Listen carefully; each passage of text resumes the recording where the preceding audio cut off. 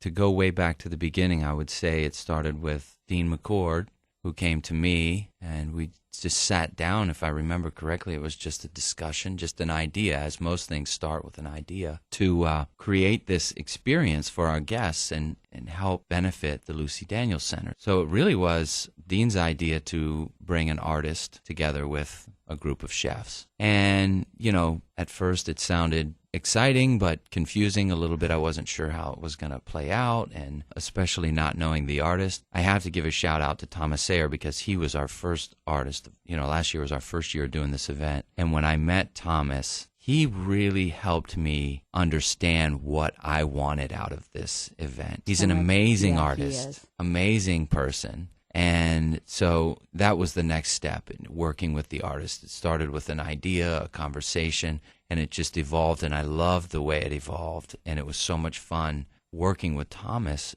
and making total sense out of it. It was not difficult once we just started doing what we do, and that's being creative and exploring those parallels in our creative processes and bringing a group of chefs to Thomas's studio and spending time with them. It wasn't terribly structured to where I was surprised by all the unique and creative techniques he used. Right. And he was equally inspired by all the techniques we use. And there was just this great mutual respect and a mutual curiosity that made it a memory for us to be at his studio that day.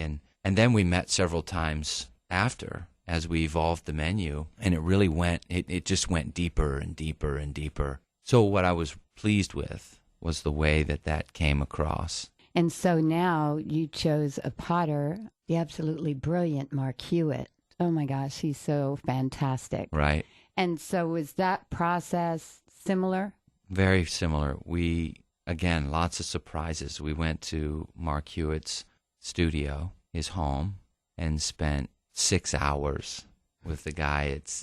And his wife, his lovely wife. It seemed like, an hour. And my guest chefs, Ryan Smith from Atlanta and Tarver King from Virginia, flew down, and we drove out there. They didn't know what to expect, just knew that they were doing this cool event, and our jaws dropped. Immediately when we arrived, Mark opened this door and said, I think we should start with raw product the way you do and talk about the importance of that. And I just didn't know what clay looked like when it was in that form. And, he made it clear that potters actually taste it and run this across their palate. So we were eating clay, just minutes after arriving there. And we're all just looking at each other like, wow, this is going to be amazing. And it was every step of the way, every step in learning how he creates that pottery. It's so interesting how your menu will come out of this process, because it doesn't usually happen that way. A lot of times you pair art and food, of course, together. But to actually take it from the ground up is such a unique philosophy and approach to it. Right. The process is a lot different. Well, the approach is different than what I've gone through in the past. And other dinners that I've seen art paired with food have been interesting, but we're creating dishes that are maybe created from a feeling we got, from something that Mark is doing with clay. We're not just mimicking the form or the visual aspect of the art. We're going a lot deeper than that. And to do that, you have to get into the potter's head a little bit. Mm-hmm. And to do that, you need to spend time in his environment. And so we took a lot of notes and actually made some pottery to understand how difficult it is. I'd like to see that. We did not fire the pottery, but we spun some clay. Oh, fun.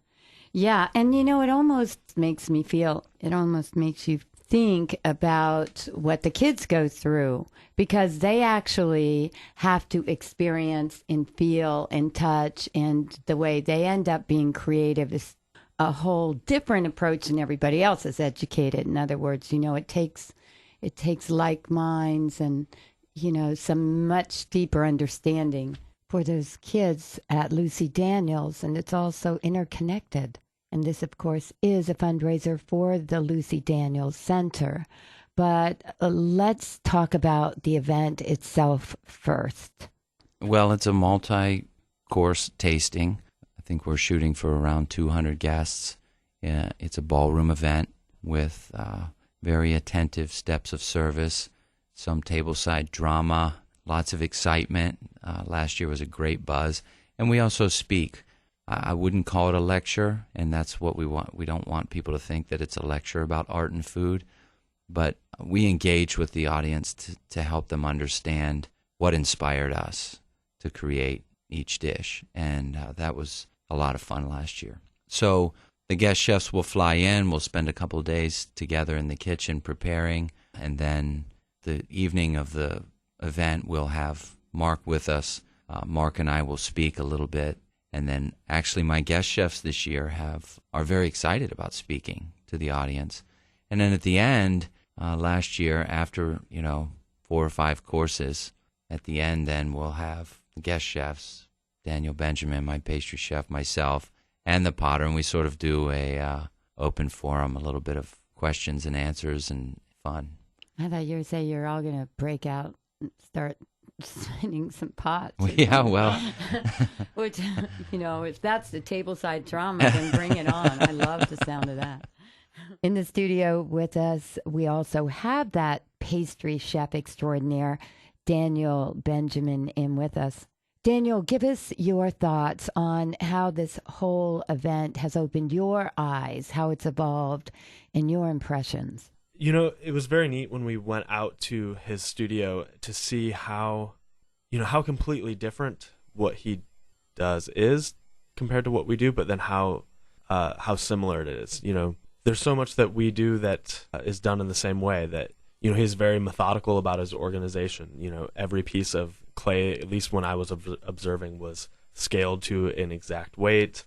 They had systems in place where, as product was being made, it's put onto, they use a long wooden board, we might use sheet pans, and then everything's moved into special areas for certain things, all straight in rows, every coffee cup handle facing the same way. So it was interesting to see even someone so known for their artistic and creative traits is still, everything's in a row, perfect. We work a lot of the same ways, and also, just as in cooking, there's the things that people get known for, something special, but we also have to make what everyone wants. So even though he's known for his beautiful, large pieces, he's still making coffee cups. Mm-hmm. And I thought that was something that was very interesting to see. That is really interesting parallel. Mm-hmm. When you talk about it that way, and I can see that as well. And even from the heat structure too, you have to, it's that sort of an exact science, monitoring that. It is, and that's, created completely with wood and understanding wood, and he uses different woods to create this heat. We delved into that a little bit. That was important for me to learn, because to reach an accurate temperature with just using wood is a skill in itself. That the kiln and the wood and all of that was really fascinating to me. We have some video and lots of pictures.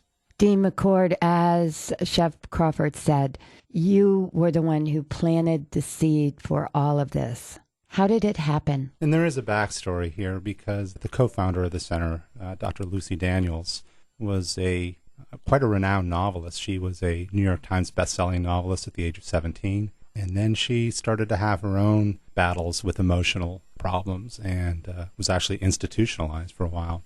And her therapy throughout all this time was art. And studies have shown time and time again that those who can find a release through some sort of creative expression, that really helps with the mental health aspect. And so that's one of the reasons why we came up with this idea of finding a type of creative expression, one in the culinary arts and then one in a completely different art form. Last year we did big urban type of art forms with Thomas Sayre. This year with Mark, it's a completely different aspect, and who knows what we'll do next year. It might be music, it might be dance, we don't know, but we want to make sure that it inspires the chefs. We want to make sure that the people who attend are entertained, but we know for a fact that they're going to get great food, and a great show. There are so many different benefits. This one stands out because of the whole approach to it, I believe. And I think that the people, the guests, certainly will enjoy a feast for all the sensibilities. And that is what's so unique about this. And also the meaning behind it and what you're doing this for. When you can really bring that spirit alive with an event, instead of just saying, we're going to have really good food, we're going to have some really good art, we have a good silent auction with lots of trips, when you bring it together in a unique way like you've done, it brings so much more understanding, and the true meaning behind all of it is embraced. And that's what needs to happen, because the Lucy Daniels Center is such a rare breed in itself. There's no doubt about that. We are one of 6 places in the country that has this type of preschool, and we call it a preschool, but really these are children who can't get help in any other way. They spend 4 or 5 hours a day at the Lucy Daniels Center, and many of these children are individuals who've been kicked out of daycares, not just 1 or 2, but multiple daycares, and their parents are at their wits' end trying to figure out, what can I do? They're blaming themselves, and with emotional issues, parents often do blame themselves, and they keep quiet about it, but there's something far more difficult there. And so we take the time, and it's not easy, it's not cheap, it's not pretty, but in the end of the day, we make a profound difference in the lives of these children, their parents, their families, their classrooms. So when we help one child, we actually help 30 people. When you think of the impact that child might have made negatively on that classroom. So it's really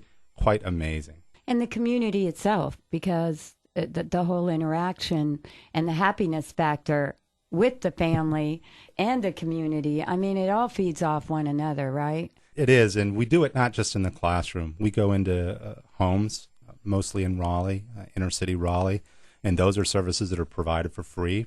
These are people, there's no way that they could obtain the services anywhere else or pay for them. And so that's a very important part of our mission. And then we have the traditional therapist, patient type of relationship with the children, but in all of this, the families are involved. What we do not do is just quickly prescribe a medication to cover a couple of symptoms and get them through the next year or two. We will use medicine if necessary, but we believe in the psychoanalytic model, the slower process to find the root of the problem. The concern we have right now is the demand. The demand is so high for our services. We sometimes have a 3 to 4 month waiting list to get in, and if you have a crisis, you can't wait 3 to 4 months. And if you do, that crisis is probably gone, but there's an underlying issue there. And so what we're trying to do is keep growing. When the economy has essentially tanked and a lot of nonprofits have shut their doors, we've been growing because the demand is so high. Fewer and fewer clinicians, psychiatrists, psychologists accept insurance, and we take people regardless of their ability to pay. And that's why this benefit is so important, because what it does is it allows us to see more children regardless of their parents' ability to pay. Right. 60% of the families that come in get some sort of fee reduction, and I think 1 in 6 pay nothing. And it makes a great difference, and we're very proud of what we do. But we're trying to get the word out, and we felt that this event was a great way to do it. When we started it last year, we winged it. We really didn't know what we were doing, but Scott and Thomas and all the wonderful people at the Umstead really helped out with not just coming up with a great event, but making it meaningful for us. Well, Kitty, I wanted to comment on something you said. You really nailed it when you spoke about the spirit of all of this coming together.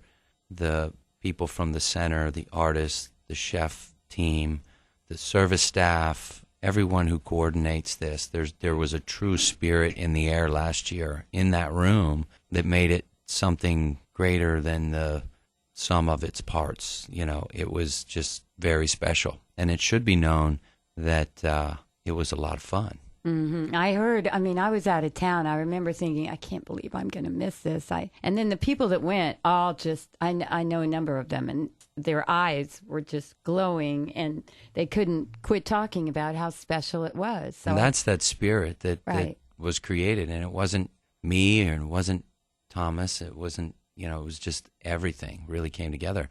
And in fact, I think it was so special and inspiring that it was that evening after the event that we were approached by Mark. We didn't ask Mark. Mark really? came to us, and we sat with him. That was, the first time I really had an opportunity to get to know him. Mm-hmm. And after speaking with him, I thought, wow, that's a perfect fit. And Mm-hmm. he has been amazing. I mean, it's a whole nother level of inspiration for me just to be around his energy. So the excitement is overwhelming for this Yeah. event. We're so excited, and the response that we're getting right now is phenomenal. We expect to sell out maybe in the next couple of weeks. We may sell out all of our sponsorships. That's how much of a buzz that Scott and his team created last year with this event, and Thomas, of course, who did a